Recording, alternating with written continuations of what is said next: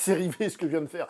Bonjour à tous et bienvenue dans cette vidéo consacrée donc au top des films de 2021, avec toujours les mêmes précautions. Évidemment, d'abord de dire que c'est les films que moi j'ai vus. Déjà, j'ai pas vu tous les films, hein, déjà. Ensuite, je rappelle, les films français sont pas dans le top parce qu'ils ont eu le droit à leur top à eux, hein, séparément. Hein. Euh, Quoi d'autre? Oui. Encore une fois, c'est une année très particulière au niveau des sorties. Hein. Par exemple, un des films du top, en fait, c'est un film de 2020, mais qui avait été repoussé pour le Covid, machin, ce qui fait qu'il est sorti en 2021. Comme là, on a des films de 2021 qui vont sortir en 2022. Enfin bref, sans oublier des trucs qui sont censés sortir au cinéma, qui se retrouvent sur des plateformes, des salles qui sont fermées, d'autres qui peuvent être ouvertes. Enfin bref, un dawa complet pour voir les films et tout ça. Donc voilà, c'est un grand truc. Et sans oublier ma grande manie des tops qui sont toujours très carrés et tout. Pour tout vous dire, même les tops que j'ai fait les années passées, pendant que je tournais, comme ça, je regardais, puis je faisais « Ah, finalement, je fais les inversions directes. Alors celui-là, je le mets dans cette position et pas dans l'autre. Hein. » Petit changement. Est-ce que je vais faire ça aujourd'hui? Je sais pas. Tout ce que je sais, c'est que quand je l'ai fait, j'ai déjà fait des inversions, en réfléchissant. Je l'ai fait, et après je fais « Attends, non mais ça, j'inverse, ça, j'inverse. » Donc là, c'est possible que je change encore. Donc ça veut dire que demain, je risque de changer tout ça. Évidemment, ce n'est pas une vérité absolue. Voilà, il n'y a pas grand-chose à dire de plus là-dessus. Comme d'habitude, les gens intelligents comprendront, les débiles non, mais ça, on peut rien faire pour eux. Donc, si vous voulez, on n'est pas médecin. Alors c'est parti. En numéro 10, Last Night in Soho. Là, il y en a déjà qui gueulent, quoi, 10e? En fait, j'ai fait exprès de le mettre 10e, c'était une petite provocation par rapport à un sujet qui va venir après, je m'explique. Last Night in Soho, c'est Edgar Wright, c'est très bien fait, c'est très bien filmé, beaucoup de talent.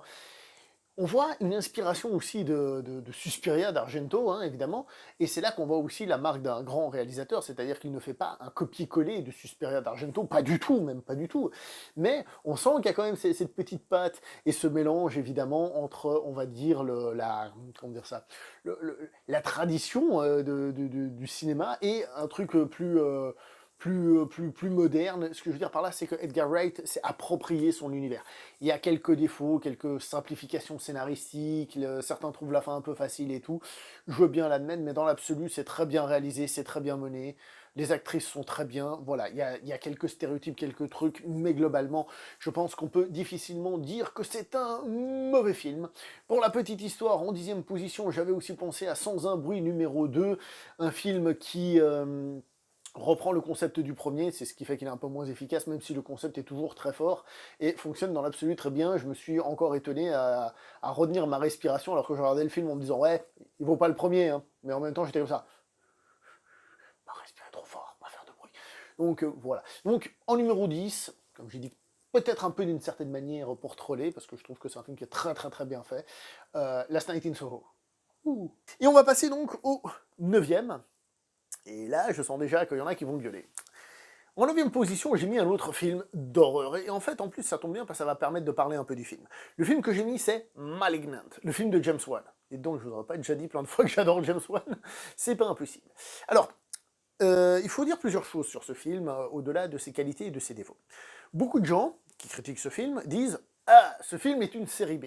Ce à quoi je leur réponds, tout à fait, en effet, c'est une série B. C'est exactement ça. C'est exactement une série B. Et il faut peut-être revenir un petit peu sur 2-3 trucs. Un film d'horreur, grand public, c'est un non-sens. C'est-à-dire, un film qui se veut, je sais pas, violent, vulgaire, qui doit faire peur, qui doit traumatiser, mais qui soit grand public, vous voyez qu'il y a un non-sens dans l'histoire. Il y a un truc qui colle pas du tout. Il y a qu'à voir, quand on sort un blockbuster, on dit « Oh, il va être rated R », donc machin R aux États-Unis, machin. D'accord, hein, tout le monde est là, wow, pourquoi? Ouais, parce qu'il y aura un peu de sang à un moment donné, tout le monde est là en train de dire, ah, ça va être cool, ça va être violent. On est en train de parler d'un film d'horreur, même pas d'un film d'action, tout ça, on est censé être dans l'essence même du film d'horreur, vous voyez, le principe même du film d'horreur. Or, le principe même du film d'horreur, de par son principe, c'est de ne pas être grand public. Le principe même d'un film d'horreur, voilà, ça doit être un peu série B, parce qu'il doit être violent, il doit être gore, il doit être dérangeant, il doit faire plein de trucs, et il peut pas se permettre d'être grand public. Je me permets de vous signaler que beaucoup de films d'horreur considérés comme des méga classiques sont des séries B. Vous prenez le Halloween de Carpenter, c'est une série B complète. Vous prenez, je sais pas moi, Suspiria d'Argento, c'est une série B, d'accord? Donc, dire que c'est une série B, c'est juste, en effet, c'est une caractéristique de film. Est-ce que c'est un défaut? En tant que tel, non. En tant que tel, non. Après, ça dépend comment, évidemment, le film est fait, etc.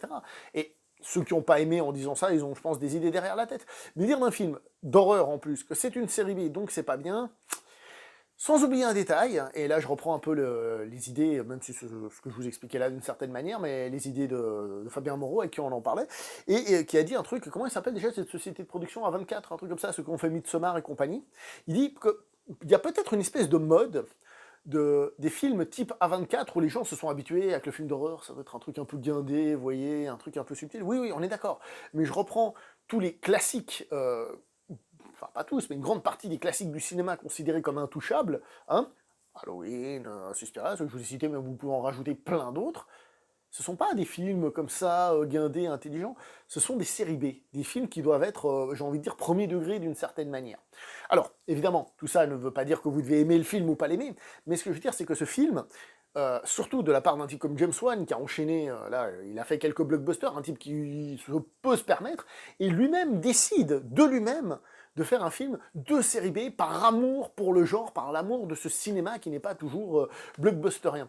Donc ce que je veux dire, c'est que c'est le cas, mais c'est une intention qui est derrière. Voilà. Après, on aimera, on n'aimera pas, en effet, tous les acteurs sont pas oufissimes, etc. Moi-même, j'ai dit qu'il y avait des plans ou des trucs qui sont faits qui sont un peu grotesques, voilà, comme ça. Oui, oui, oui, c'est un peu grotesque. Mais parce que le film, c'est un hommage à ces vieux films d'horreur et à ces plaisirs-là. Voilà. On aime, on n'aime pas, chacun son avis. Moi, personnellement, j'ai beaucoup aimé. C'est pas mon préféré de James Wan, qui ici revient en effet dans un truc qui peut avoir l'air plus grotesque par rapport à un Conjuring ou un truc comme ça. Il a, pour le moment, déjà bien exploité Conjuring ou compagnie. J'ai déjà entendu dire qu'il y aura des suites à Malignant. En le connaissant, lui, faire des suites tant que ça marche, ça lui permet de faire d'autres films, et ben tant mieux, j'ai envie de dire. Et personnellement, j'ai beaucoup apprécié ce film, et je trouve que, même si il se veut un peu rétro dans sa manière d'être, ce film apporte aussi une espèce de vent de fraîcheur dans le cinéma d'horreur, justement, parce qu'il a ce côté simple, premier degré, et puis voilà, et voilà. Donc moi j'aime beaucoup, et donc je le mets en 9ème position. Voilà. En 8ème position, un film d'ailleurs que j'avais pensé peut-être mettre ailleurs, en 8ème position, un film réalisé par un russe, allez... Nobody. Nobody, un film qui mélange plus ou moins dans certains genres, c'est un peu une comédie, un peu décalée comme ça, en même temps c'est un film d'action vachement bien foutu, en même temps c'est un film musical sur certains points. C'est un film que, je vous avais dit, il fonctionnait un peu comme une parodie de John Wick, dans le sens où tout le monde pense un peu à John Wick comme une référence du cinéma d'action actuel, mais ce film, il se permet de faire aussi d'autres choses, et de nous surprendre aussi dans son scénario. Bref, c'est l'exemple aussi, un peu comme Malignant d'une certaine manière, d'une petite pépite, c'est-à-dire d'un de ces films qui n'a pas un master budget, mais qui va chercher des idées pour nous envoyer un coup de fraîcheur dans la gueule. Voilà. Et donc, Nobody, moi j'aime bien. Je sais pas vous, mais moi j'ai bien aimé. En 7ème position, j'ai mis The Suicide Squad. The Suicide Squad, c'est bien facile à dire, qui a été une très bonne surprise. Une très bonne surprise dans le sens où Harley Quinn au cinéma, je ne suis pas forcément ultra fan, l'interprétation est correcte, mais l'utilisation du personnage est un peu relou quand même. Hein. C'est un personnage qui a du succès, donc vas-y, on te le met à toutes les sauces, et pas toujours les plus intéressantes, on va dire.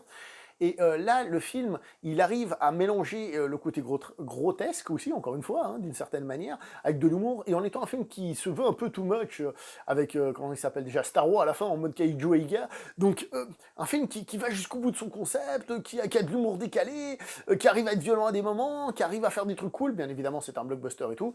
Et là, comme ça, ce que je retiens, c'est que c'est un film qui sait quand se poser, quand mettre certains enjeux, parfois quand faire de l'humour, un équilibre assez subtil, et même le personnage d'Harley Quinn, qui est justifié dans l'équipe, comme dirait le camarade de la chaîne Oz Comics, il a bien raison, qui trouve une justification, qui n'en fait pas des tonnes, même s'il y a un moment c'est un peu long, surtout que tu sais déjà comment ça va finir, mais globalement, le film en lui-même est vachement fun, j'ai passé un bon moment devant ce de Suicide Squad, de James Gunn, et voilà quoi, la trahison de James Gunn à Marvel, pour un film, semble-t-il, pour moi, ouais, c'est bien, ça fait plaisir de voir un blockbuster qui, entre guillemets, a un peu les travers des blockbusters actuels, mais qui, dans ces travers-là, arrive à jouer la carte du fun à fond la caisse et d'aller un peu plus loin quand même, et ça, bah, c'est cool, j'ai passé un très bon moment devant ce The Suicide Squad. En 6ème position, j'ai mis The Last Duel, le dernier duel, d'accord? Le dernier duel de Ridley Scott, un film qui est une reconstitution historique de grande qualité, avec ses 3 histoires, avec ses scènes qui reviennent, mais parfois qui changent juste avec des petits dialogues et tout, la compréhension de l'un et de l'autre. Un film très bien foutu, il y a plein de trucs intéressants. Il y a juste un défaut pour moi, qui a quand même un gros défaut, c'est que le film, ça commence par la vérité selon machin. Ok. La vérité selon machin. Ok. Kurosawa est dans la zone. Hein, Rashomon, j'allais dire Kagemusha. Rashomon est dans la zone. D'accord. Ok. Tout ça, c'est très bien. Sauf qu'à la fin, c'est la vérité selon machin, et ça, c'est la vérité. Et ça, pour moi, c'est un non-sens. Là, par exemple, dans cette vidéo, je vous raconte d'une certaine manière la vérité selon moi, mais la vérité selon moi n'est pas la vérité selon vous, d'accord? Et je pense pas que dire la vérité selon moi, donc c'est la vérité. Je pense que là, vous voyez, vous commencez déjà à vous dire non, non, mais c'est pas possible. Moi, je pense pas tout à fait pareil à 100%, donc c'est pas possible. Allez, j'ai juste eu un petit souci à ce niveau-là. Je trouve que du coup, à la fin, ça tombe un petit peu trop facilement dans certaines choses. Il n'empêche que le film globalement est très bien foutu, très bien réalisé, intéressant de voir ses différents points de vue et la critique des personnages. Sans oublier quand même, rappelons quand même que la vérité est selon le dernier personnage, certes, mais ce qu'il subit, en effet, sa vérité, on va l'écouter quand même, hein, surtout pas celle du mec d'avant, comment il s'appelait déjà, hein, c'est Carouge et l'autre, c'est le gris. Hein, la vérité selon le gris, à ce niveau-là, au niveau du truc là, voilà quoi, hein, vous voyez ce que j'en dis. Donc voilà, en effet, je suis pas très fan de cette dernière tournure, mais globalement, ça reste un très bon film. Voilà. Je pense qu'on est à peu près tous d'accord. Numéro 5. Qu'est-ce que j'ai mis? J'ai déjà oublié. Don't Look Up, le film de Adam McKay, avec entre autres Leonardo DiCaprio et Jennifer Lawrence. Un film, bon, j'ai déjà fait la vidéo récemment, le film est sorti plutôt récemment, donc qui va parodier notre petit monde, surtout les Américains évidemment, mais on se rend compte qu'on est pas aussi éloigné que ça, qui va faire rire, et en même temps dans cette rire nous donner envie de pleurer et d'être désespéré, cet équilibre comme ça, ce côté impertinent, ce foutage de gueule de notre société, et hélas un portrait déprimant de vérité, on va dire, avec de l'humour. Déprimant de vérité, mais avec de l'humour. J'ai beaucoup aimé le film, il est très très fun, ce qu'il amène, la critique. Alors le problème, c'est que globalement, c'est pas très novateur. Adam McKay, ayant par le passé fait des films qui racontaient un élément précis réellement, qui a réellement eu lieu, on arrivait peut-être plus facilement à apprendre des choses, un peu comme si on regardait un documentaire. Là, étant plus global, bon, on peut peut-être trouver ça un petit peu plus facile, un petit peu plus déjà vu. Certains ont parlé d'idiocratie et tout ça. On peut trouver certaines choses en effet. Il n'empêche que le film est fun et tout. Alors bien sûr, il y en a qui parlaient de film de l'année. Bon, vu comme je le place dans le classement, non, pas forcément, mais c'est un film que j'aime beaucoup de par son style et de par son truc. Et ouais, non, sérieusement, on passe un bon moment. Après, je vous ferai une fois une vidéo, je pense, quand j'en aurai vu 2 ou 3 de plus, sur la différence entre voir un film sur Netflix à la maison et voir un film Netflix au cinéma. Mais ça viendra prochainement, vous en faites pas. Quatrième position, ladies and gentlemen, j'ai mis un film d'animation, Les Mitchells, The Mitchells, contre les machines. Un film d'animation qui commence de manière classique, visuellement, il me semble qu'il était beau, mais c'était pas le plus révolutionnaire du monde, et qui pourtant, dans cette espèce d'emballage de base un peu classique, il soufflait un vent frais qui était incroyable. Il avait ce truc qui fait bah, que le film fonctionne, vous voyez. Ce film, il avait tout du classique, et il est hyper différent, en se basant sur la vie d'un des réalisateurs ou des scénaristes, je ne sais plus exactement. Franchement, c'est un film qui m'a laissé un souvenir d'un côté très très simple, c'est-à-dire un film d'animation, quoi, hein, mais en même temps, je le répète, dans cette simplicité, une énergie, encore une fois, enfermée dans une espèce de cadre un peu simple, vous voyez, c'est un truc qui revient, dans un cadre simple, et là, dans ce cadre, il fait tout ce qu'il peut pour en sortir. Et bref, j'ai adoré les Mitchell contre les machines, n'hésitez pas à me donner votre avis là-dessus. Avant de passer au top 3, il y a aussi un truc qu'il faut que je vous précise. La Zack Snyder Justice League, enfin Justice League ZS, Zack Snyder Justice League, ouais, on s'en ZSJL, ne fera pas partie du top. Pourquoi? Déjà parce que c'est pas un film de cette année. C'est un remontage d'un ancien film, certes en apportant plein de trucs, mais si on tient compte de tous les remontages des anciens films, un film comme Blade Runner qui a déjà 4 versions finales, un film comme Apocalypse Now qui a je sais pas combien de montages, je crois qu'il y a la Redux et puis celle d'encore qui est venue après, je veux dire, si on fait comme ça, chaque année on va vous parler des mêmes films, et le Parrain 3 qui a été refait, machin. Chaque année on va ressortir les 5 mêmes films, hein.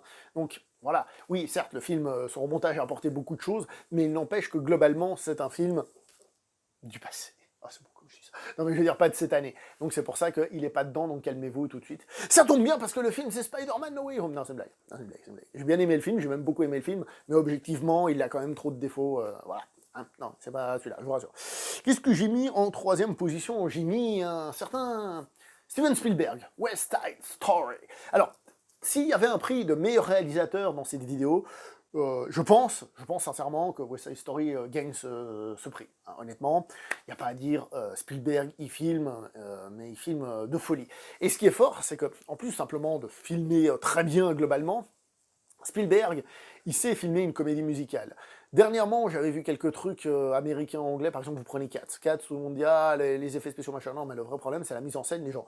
Le nombre de plans global où tu vois plusieurs personnes qui dansent en même temps, ça dure 2 secondes, pour centrer sur un personnage qui est comme ça, tout près, alors oui, il bouge bien, moi non, lui, il bouge bien, mais c'est trop près.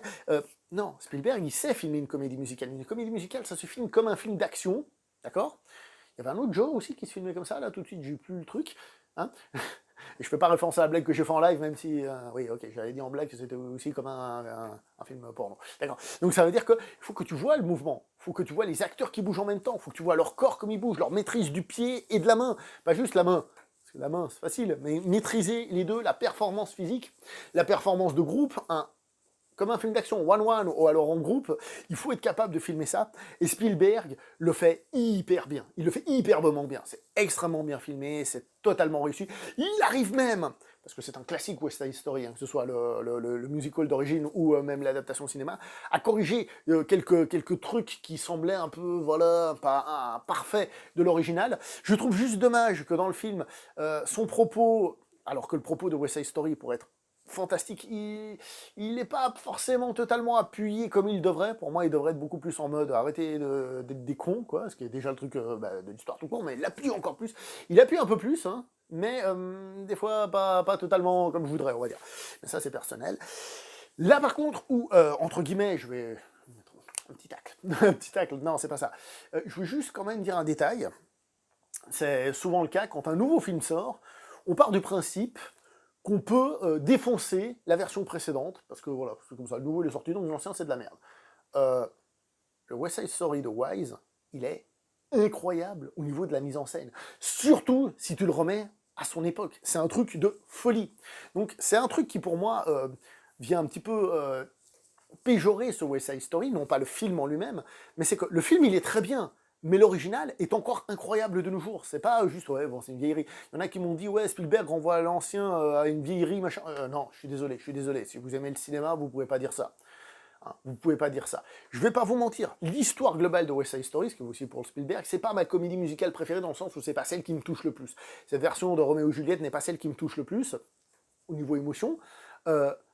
Mais le West Side Story, tu regardes l'original, tu peux pas dire je regarde un petit film. C'est pas possible. C'est un peu l'équivalent de regarder un Ben-Hur, si vous voulez. D'ailleurs, je crois que... Non, Ben-Hur avait plus d'Oscars, mais West Side Story aussi. C'est comme regarder un Ben-Hur. C'est un film, tu le regardes, et tu te dis, je suis face à un monument.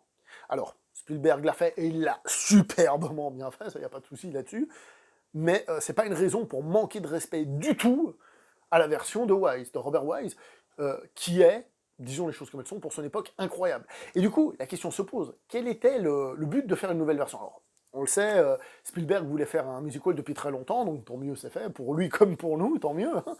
Mais West Side Story n'est peut-être pas l'histoire qui avait besoin vraiment d'une nouvelle version, parce que l'ancienne est encore incroyable. On a cette nouvelle version, elle est vachement bien, on va pas se plaindre. Je vais y arriver. Pardon. Si Spielberg avait fait quelque chose d'aussi incroyable avec une autre comédie musicale, soit qui avait été adaptée pauvrement, soit qui n'avait pas été adaptée, eh ben ça aurait été beaucoup mieux à mes yeux.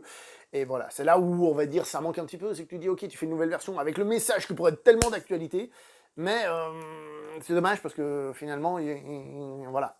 C'est juste que le passé est très très lourd là-dessus, il faut pas l'oublier, il faut pas juste dire c'est Spielberg donc tout le reste c'est de la merde. Non, je suis désolé, regardez le Wise, et si vous êtes Wise Man, vous vous rendrez compte que Wise est très très bon. Ah, elle était bien la blague, avouez. Faut capter l'anglais, sinon vous l'avez pas. mais je suis trop fort. Deuxième position. Alors deuxième position, j'ai décidé un petit peu de casser un peu tout ça. Et en fait de faire honneur à la chanson de la chaîne. Parce que j'ai décidé de mettre The Father. The Father. Donc ce film qui nous parle de la vieillesse, d'Alzheimer et tout. Et qui arrive à être un drame intimiste, et qui malgré tout, c'est pas juste un drame, voilà, chiant, regarde, puis il y a des scènes de 25 ans sans caméra qui bouge, ça c'est juste moi qui fais des vidéos comme ça. C'est un film qui a aussi un côté, j'avais dit en rigolant, un côté un peu Nolan, dans le sens construction de l'histoire, dans le désordre de ce qui se passe, mais c'est lié pour expliquer Alzheimer, la perte de mémoire. C'est aux petits oignons, les acteurs sont aux petits oignons, évidemment Anthony Hopkins est incroyable dedans, mais c'est pas le seul, hein. C'est pas le seul. J'avais adoré ce film à ce niveau-là. Il est très triste, hein. Alors je dis j'avais adoré, je me rappelle plus exactement le sentiment que j'ai eu, mais en y repensant, euh, je vois que c'est un film qui est puissant dans son genre. C'est certes moins spectaculaire que un autre blockbuster, mais c'est un film qui est puissant et qui mérite vraiment. Qui mérite vraiment. Number one. C'est marrant, je vais dire un truc, je suis presque déçu de le mettre numéro 1, mais je vais vous expliquer après pourquoi. J'ai finalement décidé de mettre Dune de Denis Villeneuve. J'en vois déjà qui gueulent, d'autres qui gueulent pas, d'autres qui disent c'est extraordinaire, d'autres qui disent c'est de la merde. Je vous explique pourquoi Dune. Parce que quand j'ai fait la vidéo du film, qu'est-ce que je vous ai dit? Je vous ai dit, c'est marrant, parce qu'en vous parlant du film, je vais vous donner les mêmes qualités et défauts, je dirais, d'une certaine manière, que si je vous parlais du livre. Je vais vous parler du film, mais j'aurais pu vous parler du livre à la place, j'aurais dit les mêmes choses. Ça, je trouve que c'est assez incroyable d'un point de vue adaptation. Adaptation, je le rappelle, d'un livre considéré inadaptable, hein, un livre qui n'est pas facile à adapter. Évidemment, le film, un peu comme Spielberg d'une certaine manière, il souffre de certains trucs. Déjà, c'est que le livre, c'est un des livres de science-fiction les plus vendus, si ce n'est le livre le plus vendu de l'histoire. Donc, c'est quand même un gros truc dans la SF. Hein. Je ne vais pas aller jusqu'à dire que, pour vous donner un exemple, c'est l'équivalent du Seigneur des Anneaux, mais sans doute pas très loin dans son truc. Moins peut-être créateur, mais niveau aura. Et en plus, il avait déjà été adapté au cinéma par David Lynch, comme vous le savez. Certes, film différent, avec ses qualités, ses défauts, etc. Mais ce que je veux dire, c'est que quand on nous dit on va faire Dune, on dit pas ah, Dune, c'est quoi? On dit ah, Dune, oui, je vois ce que c'est, le truc de SF. Donc, encore une fois, on pourrait se poser la question, on sait que celui de David Lynch, pour certains, il est incroyable, pour d'autres, il a des défauts, et puis c'est pas terrible, chacun son avis là-dessus, mais on sait que c'est un film qui est malade. On sait que c'est un film qui est malade, que tout n'a pas été fait comme ils auraient voulu, donc une nouvelle version qui adapte peut-être plus fidèlement, autant que possible, on va dire, en tout cas, le roman, quitte à le séparer en deux parties, ce qui est aussi une arnaque, puisqu'ils ne l'ont pas dit avant la sortie du film, ça c'est une arnaque, hein, on va pas se mentir, hein, désolé de vous le dire. Et ben voilà. En plus, le film, pour moi, il arrive à mélanger deux choses qui font plaisir à voir. Donc, c'est-à-dire, il renoue avec les films que j'adorais quand j'étais gamin. C'est-à-dire le côté blockbuster et le côté bien fait d'un film. D'un film bien fait, c'est-à-dire un blockbuster bien réalisé, quoi. Je citais Le Seigneur des Anneaux, c'est un exemple, vous voyez, ce genre de choses-là. Alors, certains pourront critiquer plein de trucs, mais j'ai surtout envie de revenir sur un truc, une critique que j'ai entendue souvent sur ce film. On m'a dit que les acteurs n'étaient pas terribles. J'étais un peu surpris, j'ai dit, ah bon, bizarre. Mais surtout, on m'a dit, ouais, bon, c'est un film qui manque d'émotion, les personnages ne transmettent rien. Et j'ai envie de vous dire, ladies and gentlemen, ça fait partie du lore. Ça fait partie du lore. Dans la vidéo, je vous ai dit, vous comprendrez. Mais en fait, je vais vous expliquer, ça fait partie du lore. Quand on fait de la SF, dans le futur ou ce qu'on veut, évidemment, le décor peut changer, on peut être sur une autre planète, la technologie peut changer, les êtres peuvent changer, ils peuvent avoir... je sais pas moi, trois nichons, par exemple. Hein. Pourquoi je pense à ça en premier? Je sais pas, moi, aucune idée. On peut avoir, par exemple, ce genre de choses, mais il y a aussi l'évolution, peut-être, de la façon de penser des gens. Qu'ils ne sont pas à notre époque, la façon de penser évolue. Et si vous regardez Dune, je ne suis pas du tout un expert de Dune, hein, je le répète, hein, mais on est dans des rapports très froids entre les personnages. On est dans un rapport qui est particulier, une froideur de l'être humain, d'accord? D'ailleurs, au passage, je reviens sur l'évolution et la technologie, vous voyez qu'ils ont des vaisseaux, mais qui se battent avec des armes blanches. Ce sont les lasers, les robots, bah, on est dans un univers qui est comme ça. Donc je vais revenir sur les êtres humains. Les êtres humains dans Dune ont évolué. Ce ne sont pas les mêmes, c'est pas la même façon de penser. Et globalement, c'est un truc que j'entends qui revient souvent, c'est... par exemple, pour certains films, je sais pas, par exemple, Nolan s'est fait tacler là-dessus. Ouais, les personnages, ils ont même pas de nom, ils ont pas de personnalité et tout ça. J'ai envie de vous dire, si vous regardez, c'est le cas de Clint Eastwood chez Léon, par exemple, hein, l'homme sans nom qui n'est pas un homme sans nom, hein, c'est Léon lui-même qui le dit. Mad Max, c'est ça. D'ailleurs, il y en a qui me disent, ouais, mais dans Mad Max Fury Road, par exemple, le personnage, c'est pas le personnage principal de ses aventures. Bon, là, c'est pas le cas, on est d'accord dans Dune, mais encore une fois, c'est juste une manière de raconter les trucs. On a fait une vidéo avec Patrice Lounet sur Conan, hein. Super vidéo, merci à lui encore une fois. encore une fois, Conan, c'est un personnage qui va, comme Mad Max, se greffer aux autres, il va avoir de temps en temps une personnalité, je veux dire, ce n'est pas lui qui n'est pas développé, ou si vous voulez, comme James Bond. Alors là, c'est un petit peu différent, parce que je suis en train de vous parler de personnages qui finalement euh, vont se greffer dans une aventure qui existe déjà, d'une certaine manière. D'une, c'est pas ça, c'est pas des gens errants ou des trucs comme ça, mais pour dire que tous les films et toutes les manières de faire du cinéma ne doivent pas correspondre avec un truc où on doit développer le passé du personnage, où il doit pleurer, nous raconter tous ces dramas et tout ça. Il y a d'autres manières de le raconter. Dans Dune, comme je vous ai dit, parce que je me perds, je pars dans tous les sens, pour changer, l'ASF, les personnages, ils évoluent. D'accord? La technologie, mais aussi les personnages dans leur tête. Je vous en dis pas plus parce que je suis pas un expert. Si ça vous intéresse, faites des recherches et vous verrez ce que je vous dis. Il y a une raison à cela. C'est pas juste que c'est mal écrit, parce que lisez le livre et vous verrez que les personnages ne sont pas des gars vachement sympas. Tu lis le truc, tu fais putain, en fait, c'est tous des cons là-dedans. C'est pas des gars sympas, quoi. Et qu'il y a d'un côté une certaine, comment dire ça, par exemple, la relation mère-fils. Il y a en effet une relation, mais en même temps, elle est assez froide à des moments et tout. Et c'est comme ça, c'est fait exprès, les gens. Après, on peut aimer ou pas aimer, un peu comme tout ce que j'ai dit. On peut aimer ou pas aimer. Bref, je vais m'arrêter là. Juste encore donc un petit détail que, encore une fois, j'ai fait cette vidéo parce que vous l'avez demandé, parce qu'à la base, j'avais pas prévu de la faire. Hein. Je vous ai dit, enfin, des films un peu dans tous les sens, enfin bref, compliqué, de faire des choix, des trucs, des machins. Si vous me demandez demain, juste de vous inverser des trucs là-dedans, de vous rajouter un film que j'ai pas mis, peut-être à un moment, d'en sortir un, voilà, donc ça vaut ce que ça vaut. Voilà, c'est une idée globale. Là, c'est comme vous voyez, je vous ai mis surtout des films connus, hein, très peu de petites pépites. On a vu que dans le flop, il y a eu des pépites qui ont été surtout, pas des pépites, mais surtout des gros pets dans ta gueule. Là, il y a quand même une ou deux pépites. Après, il y a des pépites plus connues, comme Malignant, qui est une pépite, mais en fait connue, tu vois. Donc voilà, je vais m'arrêter là. J'espère que ça vous a plu. Vous n'oubliez pas, évidemment, de liker, hein, de partager, de commenter, de donner votre top, qui peut être différent, évidemment. Je dirais même qui va être différent, évidemment. On se revoit prochainement pour une prochaine vidéo. Portez-vous bien, bonne Pâques, joyeux Noël, et brossez-vous les dents avant d'aller vous coucher. Voilà.